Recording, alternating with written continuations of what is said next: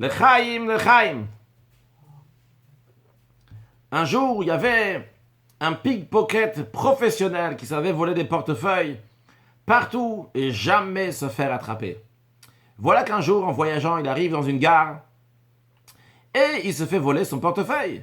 Incroyable! Comment moi, le pickpocket professionnel, je me suis fait voler mon portefeuille, se demande-t-il? Et voilà qu'il voit une jeune fille, une dame, et il réalise que c'est sûr que c'est elle qui a volé son portefeuille.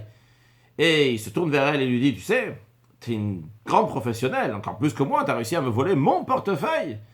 Tu sais quoi? J'ai une proposition pour toi. Viens, on se marie. Nous deux, on est des professionnels de pickpocket. Comme ça, on va avoir un enfant qui va être professionnel de professionnel. Bon, ils sont mariés, Beshatov Amutsachat, Simon Tov Bemazel Tov. Et voilà, donc ils ont eu un petit garçon qui est né, Beshatov Amutsachat. Mais c'était pas si Shatov Amutsachat, a priori, c'était pas si réussi que ça, parce qu'il y a un grand problème à cet enfant. Cet enfant est né, et depuis qu'il est né, il avait la main fermée, comme ça, poignet fermé, impossible de l'ouvrir. Ils sont partis voir tous les médecins, impossible d'ouvrir sa main. Il n'y a rien à faire, ils ne savaient pas quoi faire. Et comme ça, ils vont de médecin à l'autre, jusqu'à qu'un jour, ils vont chez un médecin qui avait une montre en or, à une Rolex à 7000 €, avec des diamants et des pierres précieuses sur la peut-être plus que 7000 €, hein, je ne connais pas le prix exact. Et là, tout d'un coup, l'enfant, il ouvre sa main, et il essaye de prendre la montre du médecin. Qu'est-ce qui tombe de sa main? Ça tombe une bague. Quelle bague tombe? La bague de la sage-femme qui a fait l'accouchement. Eh bien, l'enfant, dès qu'il est sorti, ce pickpocket professionnel, il a pris la bague. Évidemment, cette histoire n'est sûrement pas arrivée, mais cette histoire a un message très important. Dans la paracha de Vaera, on nous dit, Vaera, Hachem, il parle à Moshe Rabbeinu, il lui dit que Vaera, à Avraham, à Yitzhak et à Yaakov, je me suis montré à Avraham, à Yitzhak, à Yaakov, les trois patriarches, etc., etc. Le commentaire de Rashi dit, Vaera el Avot.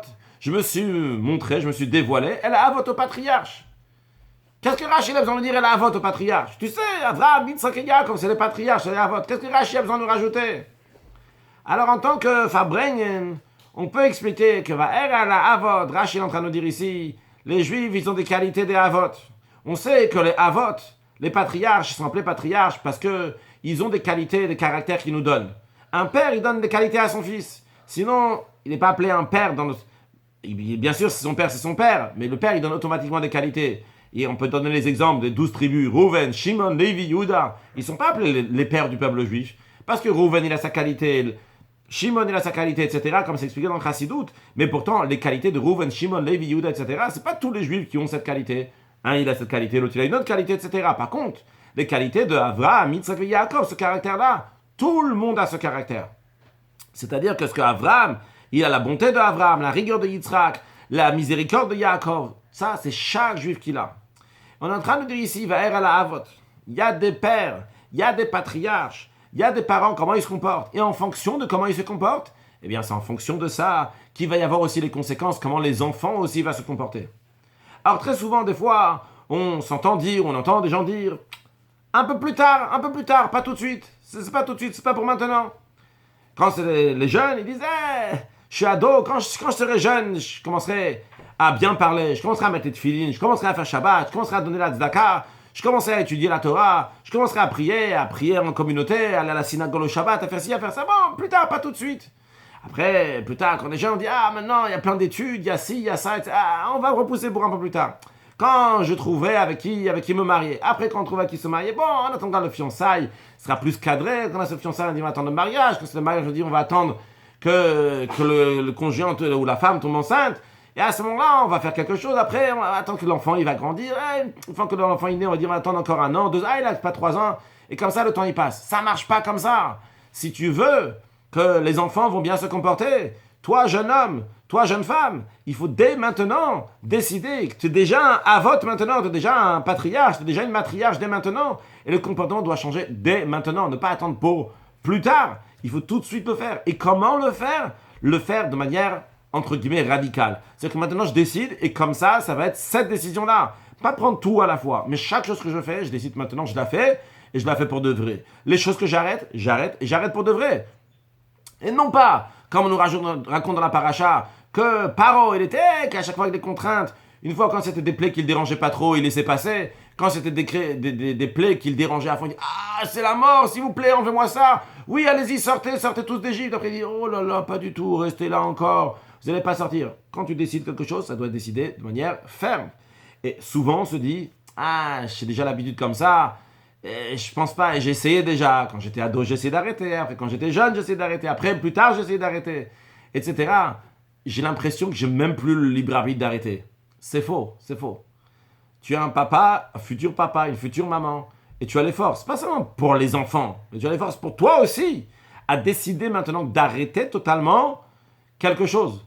Paro, on ne lui a pas enlevé le libre arbitre, mais Paro, il s'est tellement habitué à faire les choses une fois, deux fois, trois fois. Eh bien, à ce moment-là, lui-même, il s'enlève le libre arbitre. Dieu ne t'a pas enlevé le libre arbitre. Dieu ne t'a pas dit c'est impossible maintenant que tu vas bien te comporter. Tu peux très bien te comporter comme toi, tu vas le décider. Mais il faut que toi, tu sois vraiment décidé. Et même dans les cas où tu as l'impression que tu n'as plus de libre arbitre, tu as l'impression que ça y est, tu es dans la routine, tu t'es drogué dans ces choses-là qu'il ne fallait pas. Tu as avancé une fois, deux fois, trois fois. Il faut savoir que Dieu n'enlève jamais le libre arbitre. Et même Paro, il avait la possibilité de s'arrêter, de devenir un mensch. Seulement quoi? Quand tu es habitué une fois, deux fois, trois fois, ça devient plus dur. Mais nous, on a des forces. On a des forces des patriarches pour être des patriarches. On a des forces d'Avraham, Yitzhak et Yaakov. On a une source qui est attachée toujours à Dieu. Notre âme est toujours attachée à Dieu. Donc nous avons les forces de décider maintenant, je veux être quelqu'un de bien. Je veux être quelqu'un de mieux, parce qu'on est tous bien. Je veux être quelqu'un de mieux et me comporter mieux, parce qu'on est déjà bien et même mieux à l'intérieur. Mais après, le concrétiser. Alors ça, quand on veut être des bons parents, et tout le monde veut être des bons parents, eh bien, comment on fait ça? Eh bien, on fait ça quand nous-mêmes, on est un exemple. Toi-même, sois un exemple, sois un mensch. Décide maintenant de faire telle chose, et ça y est, c'est décidé, c'est comme ça que ça va être, et pas différemment. Une étape par étape, même si c'est difficile, mais on a le libre arbitre, on a le choix. Et quand nous, on décide de bien se comporter comme ça, eh bien, automatiquement, ceux qui sont autour de nous, que ce soit nos enfants biologiques, ou bien les enfants, nos élèves, eux aussi vont se comporter comme ça. Mais c'est à toi de décider. Si tu veux, tu le peux. Si tu veux, c'est tout à fait possible. Ça demande des efforts. Personne n'a dit que c'est facile. Mais toi aussi, tu peux dire quand est-ce que mes actions vont atteindre le niveau des actions de Avraham, Yitzhak et Yaakov? Parce que toi aussi, tu as les forces comme Avraham, comme Yitzhak et Yaakov. De la même manière que eux, ils nous ont donné des qualités extraordinaires qu'on a jusqu'à aujourd'hui.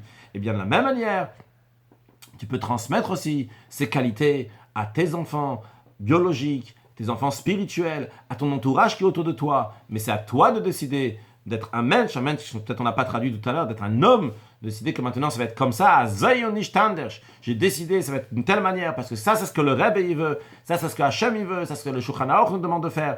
Il n'y a pas de charot. Dès que j'ai décidé, eh bien à ce moment-là, passer à l'action. Je l'ai peut-être déjà raconté que le rabbi précédent, Rabbi Yosef Yitzhak, c'était un très grand fumeur, et lorsque il est arrivé en Amérique dans les années 1940, alors qu'il était déjà très malade, on a amené un médecin pour qu'il lui explique comment c'est mauvais pour la santé de fumer.